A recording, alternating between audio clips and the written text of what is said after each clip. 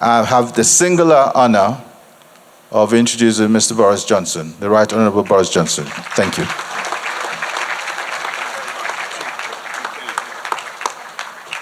Well, thank you very, very much indeed. It's wonderful to be here, Your Highnesses. Very, very much. Wonderful, very kind of you to invite me. And listening to the speeches already been so terrific. I feel, I don't know about you, I feel rehumanized already. Don't you? And it's so good to be back in Nigeria after an enforced absence. I had to be Prime Minister for a long time during COVID. I couldn't get here because this is such a wonderful country for us. In a wonderful country, you don't need Google Translate. We all speak the same language. When you arrive, my flight was very late, but it doesn't matter. When you get here, you don't have jet lag, because the Almighty has brilliantly stationed London and Lagos in the same time zone. You don't even need an adapter plug for your laptop, because Nigeria has had the wisdom to continue to use those classic chunky 3-pin British plugs rather than the weedy EU 2-point kind. And here in Lagos, you can even drink the local Guinness, because this is one of the few cities in the world where you actually brew the inky nectar. Even if I have to admit that Nigerian Guinness seems to be about 10 degrees proof and has a kick that would knock them out in the bars of Dublin. And of course, that's one of the. Lagos is the London of Africa, but it's also the Dublin of Africa. Why is Lagos the Dublin of Africa, Mr. Deputy Governor? Because they brew Guinness, and because it's Dublin every decade. That joke needs work. It's Dublin in size, that is. You get my point. And it's a particular honor to be here at the Anyiam-Osigwe Foundation. And I want to pay tribute to the late Peace Anyiam-Osigwe, who so sadly died in January. And I think Peace was a role model for women in the creative industries and a role model for female leadership around the world.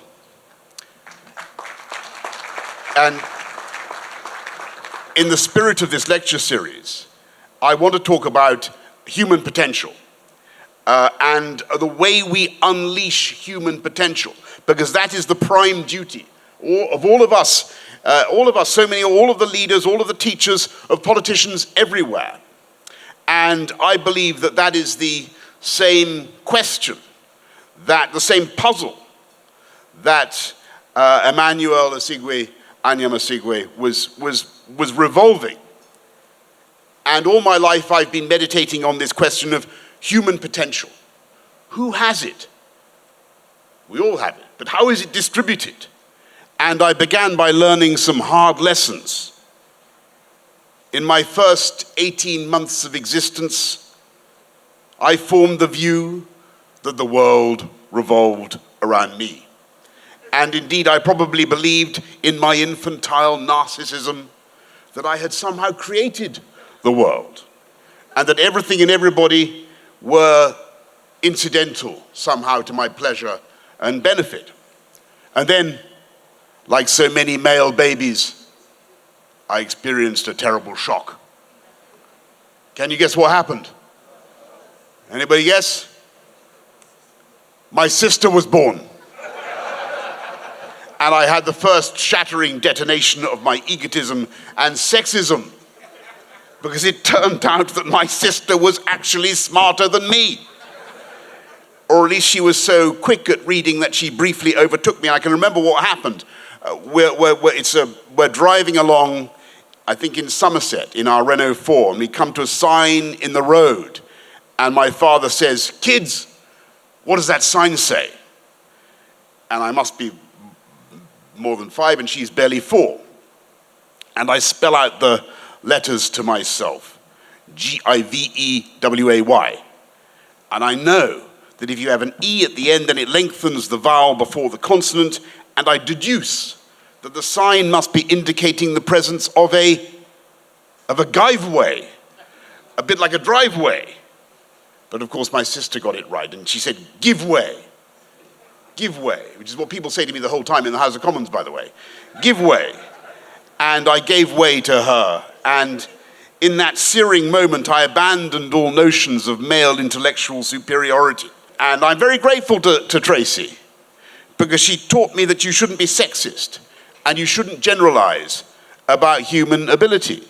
And of course I did find, like all of us, I found some things easy, but then other children found other things much easier than I did. And I was hopeless at them. I couldn't play the recorder, and I couldn't dribble a ball at football. And I wondered, as we all do, to what extent I had natural aptitudes and skills, and to what extent I was just the product of my parents' energies and the excellence of my teachers. And I started to form a theory about the world based on my own observation, that there was skill and aptitude and talent, ability everywhere. Yes? Pretty much evenly distributed throughout the population. But opportunity was not. There was intelligence everywhere, what you call native wit, but not everybody had the chance to use it or to show it off. And at the age of about 11 or 12, I found the words to express this idea. It was a poem by Thomas Gray called Elegy, written in a country churchyard. And you know this one. Gray is standing there at dusk as the curfew tolls the knell of parting day, the lowing herd winds slowly o'er the lea, and so forth. And he looks at the graves of all these poor, illiterate village folk. And it's written in about 1750, long before universal education. And it occurs to him that they could have been contenders, these ignorant Buckinghamshire peasants. They could have been poets. They could have been statesmen. They could have been tech billionaires. Not they had tech billionaires in 1750 Buckinghamshire, but you know what I mean. They just never had the chance, said Gray wistfully, because no one had taught them to read. And he says, full many a gem of purest rays serene, the dark unfathomed caves of ocean bare. Full many a flower is born to blush unseen and waste its sweetness on the desert air. And I think he's right, don't you? The UK has a population of 66 million, Nigeria maybe 200 million, growing. How many of our people are able to reach their full potential? And how many of them are like flowers that nobody ever sees? How many talents are there, like jewels lost in the blackness of an undersea cave? And I'll tell you how many I think it is. I think it's a hell of a lot. Millions. Tens of millions. And the job of politicians is to create the conditions in which those people can unleash their potential. Because not only is that morally right, and it's surely right if we care about human development to give everyone the chance to express the talents that the Lord has given them. It's the right way for them to achieve happiness and fulfillment. But it's also, this is the important one, it's also the right thing for the economy. Because what we're seeing everywhere, I think in both our countries, is a colossal waste of human potential. And all my political career, whether as Mayor of London or as Prime Minister, it's been about trying to solve that mystery, unleashing that talent, excavating the gem from the darkened cave, letting people flower. And the phenomenon we've seen in both our countries is that people in search of opportunity have migrated from the countryside to the cities, because that is where the jobs are. And that's why London is the most productive city in the whole of Europe, and that's why Lagos is doubling the whole time. And I'm honored to speak in the presence of the Deputy Governor of Lagos, Dr. Kadri. I hope you won't mind if I try to outline from the point of view of a former Mayor of London what I think are the crucial conditions for allowing talent to bloom and for cities to thrive. And the first and most important, it's got to be safe. You've got to have equality under the law, because that is the foundation of freedom. And of course, I know some of the problems that are faced in some parts of this wonderful country. I know the lives that are sadly being lost. But those bandits, I want to tell you, those bandits, those terrorists can and must and will be defeated. And eventually law and order will prevail. And I want you to know, by the way, that the UK, as ever, stands ready to help. But we in the UK have certainly had our own problems with terrorists in the past. And I'm proud to say now that London is one of the safest big cities in the world. Indeed, the Metropolitan Police are so impartial that they once arrested Prince Andrew himself, the son of our late Queen, when they saw him loitering in the shrubbery of Buckingham Palace. In what you laugh, in what later turned out to be a case of mistaken identity. I thought this was quite funny until a couple of years ago, the Met actually fined me in circumstances that I still find almost too painful to describe, simply for standing at my desk in the cabinet room and eating lunch.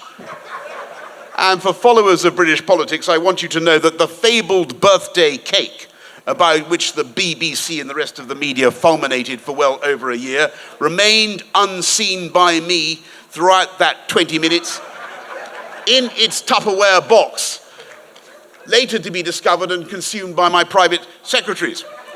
And look, whatever you may say about that unhappy episode, look on the bright side. Can you imagine the Moscow police arresting Vladimir Putin for having lunch at his desk for 20 minutes? Can you imagine the Chinese police doing the same thing? Yes, doing the same thing to Xi Jinping? Whatever else it shows, that decision, which may have seemed to me to be bizarre, it shows to me that the law is enforced in my country without fear and without favor.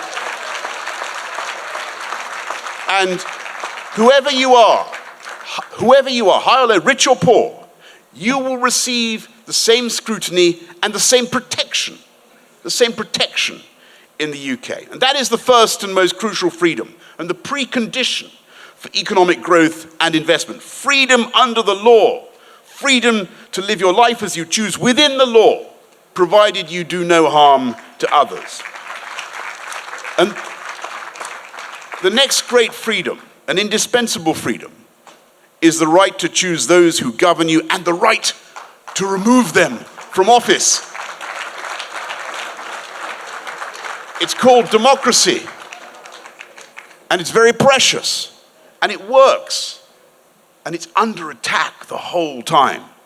Why did Vladimir Putin decide to launch his evil and criminal onslaught on Ukraine, triggering the worst war in Europe for 80 years? Because he could see that the Ukrainians were choosing a different path. They were going towards an open, liberal, democratic system, a different system from the one that he was permitting to the Russian people. And he could see that there was a risk in this for him, and that as Ukraine succeeded and aligned ever more closely with Western democracy, that the Russian people would themselves demand change, and that Putin's own position would be under threat. And why, by the way, do you think he miscalculated so badly? Why did he fail to foresee the heroic resistance of the Ukrainians? Why did he get it wrong? And by the way, the Ukrainians are going to win. Just so you know. I'm very proud of what the UK did when I was Prime Minister to help them with lethal aid. We were the first major European country to give them serious quantities of lethal weaponry, the shoulder-launched anti-tank missiles in particular.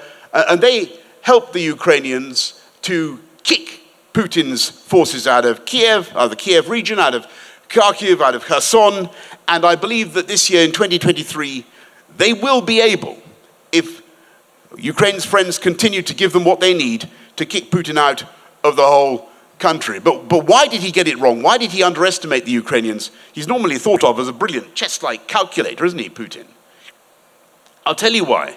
I mean, but he's made a terrible mistake. He's incapacitated about a 25% of Russian military forces. He's running seriously low on ammunition. I'll tell you why he got it wrong. It's precisely because he isn't democratic.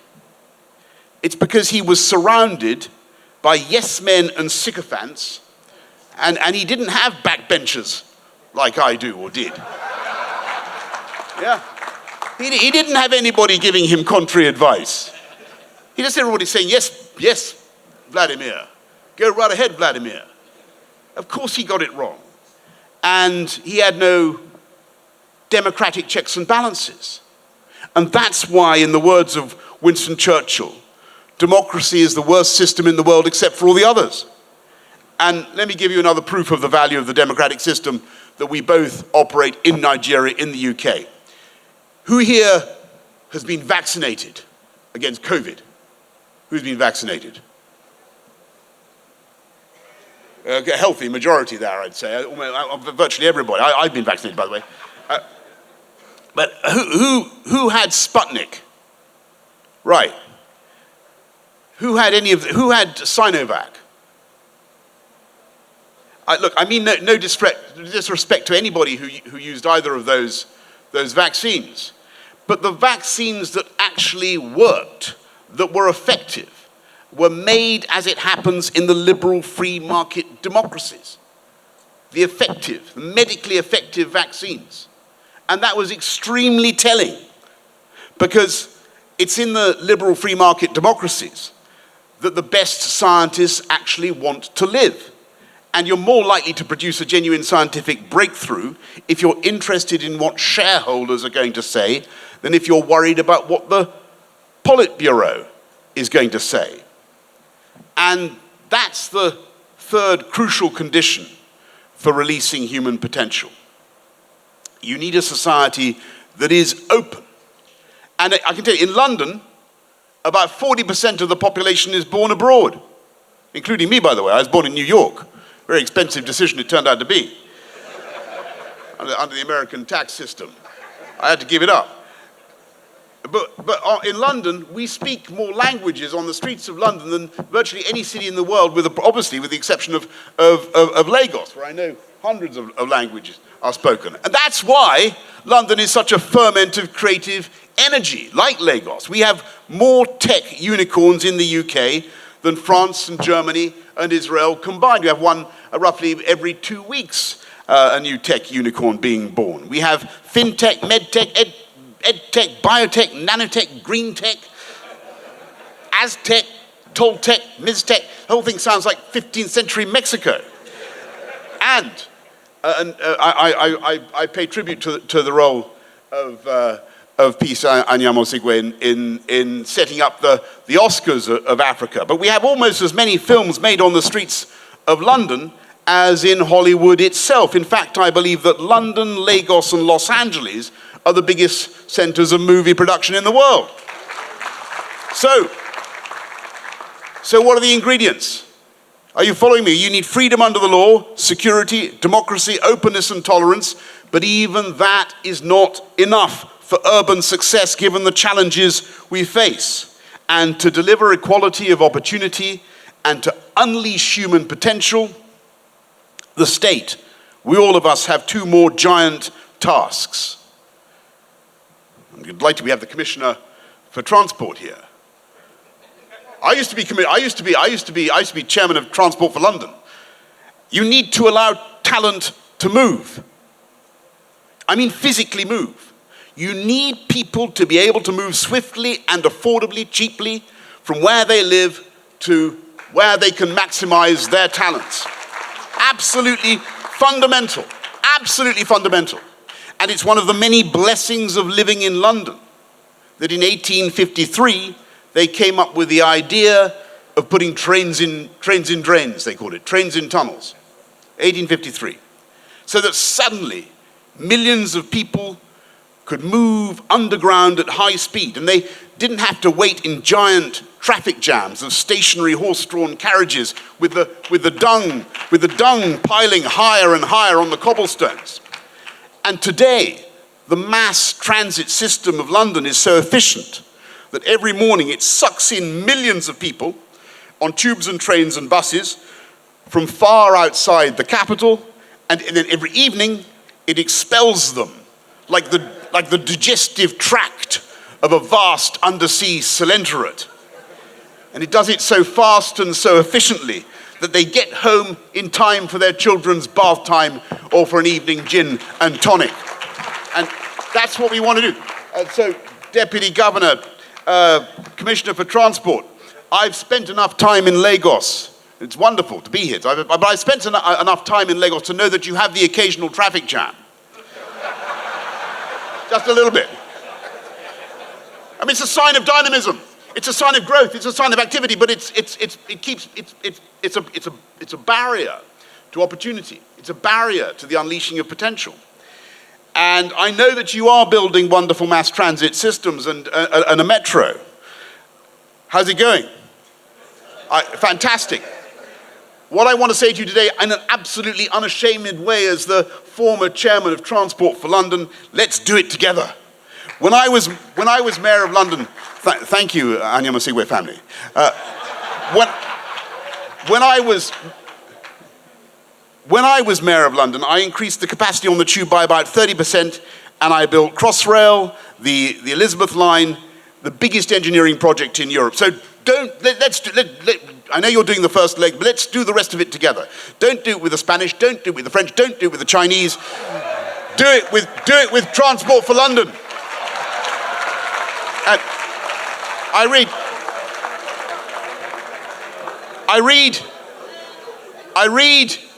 read that you're interested in cable cars, because it's such an amazingly beautiful place. You've got so much water to cross. I'm proud to say that I built a cable car in less than a year, a huge cable car across the river from Greenwich to Victoria Dock. And it's a huge, beautiful thing. And I took Arnold Schwarzenegger up into the cable car, and he looked down on Canning Town, and he said, "Very nice." And he was right. It was absolutely beautiful. And people made fun of me. I promise you, my political opponents in the Labour Party, they made fun of me, and they said I had built a cable car from nowhere to nowhere across the river. But you know what happened? Just a year ago, my successor, the new Labour mayor of London, do you know what he did? He actually moved City Hall so that it could be at the foot of the cable car. He did. He moved, it's true, he moved City Hall to be at the foot of the cable car. And so, like all those projects, the tube upgrades, Crossrail, all the many things we did, that cable car brought people closer to jobs, closer to opportunity, closer to what we're talking about today, that is closer to allowing them to fulfill themselves, to express that talent that they have, and which is absolutely crucial to their human experience. And finally, what is the most important thing the state can do and must do to unleash potential? Well, think back to that poem I quoted earlier on. Full many a gem of purest ray, serene, the dark unfathomed caves of ocean bare, full many flowers born to blush unseen, and wasted sweetness on the desert air. What was the state failing to do in 1750 when Thomas Gray stood over the mouldering graves of the unlettered poor of the village of Stoke Poges in Buckinghamshire? What was it not doing? What's it got to do? The state must educate, or at least the state must insist on education for girls as well as boys, and equal education for both. And I'm proud of the UK system, proud that we have 4 of the 10 best universities in the world, 1 Cambridge college boasting more Nobel Prizes than Russia and China combined. And by the way, I want to say how wonderful it is for the UK system that so many brilliant Nigerian, and I know this, you know, it's a fantastic thing for us, so many brilliant Nigerian students choose the UK and continue to do so. But the fact is, and they add massively to our country, but we still have too many British kids who cannot do basic arithmetic at the age of 11 and who leave primary school still not able properly to read and write. And I know that, because I've been to see it, here in Nigeria you still have the nihilistic know-nothings of Boko Haram and the Islamic State, and these people who literally believe that books are some sort of sacrilege, and who threaten to kill young girls, main young girls, for wanting to read. And I've got to say to you, that is evil. That is the extinction of human talent and potential. And that, in my view, is the exact opposite of what peace Anyiam-Osigwe stood for, and the opposite of what this conference is all about. And I know how much progress you've made in stamping out those deranged and sexist terrorists, and I'm proud of what the UK has been able to do to help. And I want to end with this thought, that now is the time, when the world is so uncertain, when we see free trade breaking down between nations, when barriers are going up, when some nations are disentangling or decoupling from others, now is the time for the UK and Nigeria, two great democracies with so much history in common, to do more together. We should be tackling climate change together. The technology is there. The UK is already one of the world's greatest producers of offshore wind. It's unbelievable. I never believed in it 20 years ago, but we now produce more offshore wind than virtually any other country in the world. We're the Saudi Arabia of offshore wind. Nigeria could be a renewable superpower as well as a massive producer of oil and gas. And we have certainly can share the technology. You've got the technology already. We've certainly got the sun here in Nigeria. Not today, but generally speaking, not in Lagos, I notice. But you certainly have a more powerful share of the sun than we have in the UK. And our trade flows are increasing fast. In spite of the pandemic, I looked at the numbers, they're going north fast, and that's a great thing. And we send you all kinds of things to Nigeria, I'm proud to say, from pot noodles, I don't know why we send you pot noodles, to machine tools, but the Nigerian goods are coming back in ever greater value. Not just oil and gas, but thermostats, oscilloscopes, all sorts of high-value products are now coming from Nigeria. And we could do much, much more.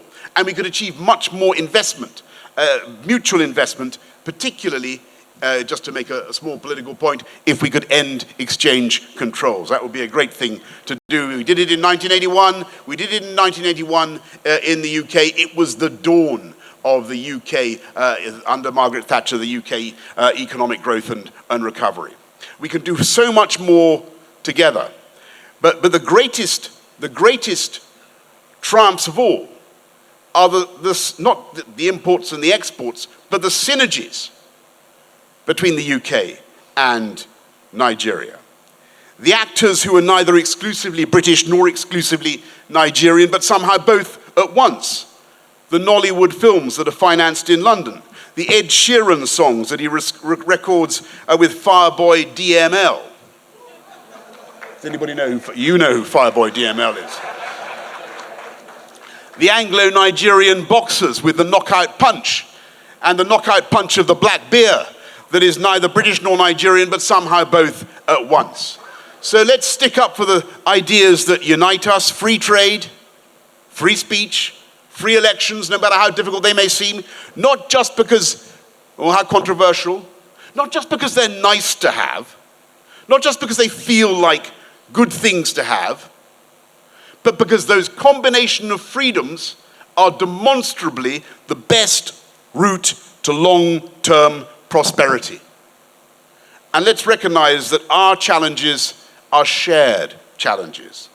Whether it's climate change or the instability in the Sahel that triggers both the terrorism and the mass migration that washes up on the shores of the UK, and let's tackle them together.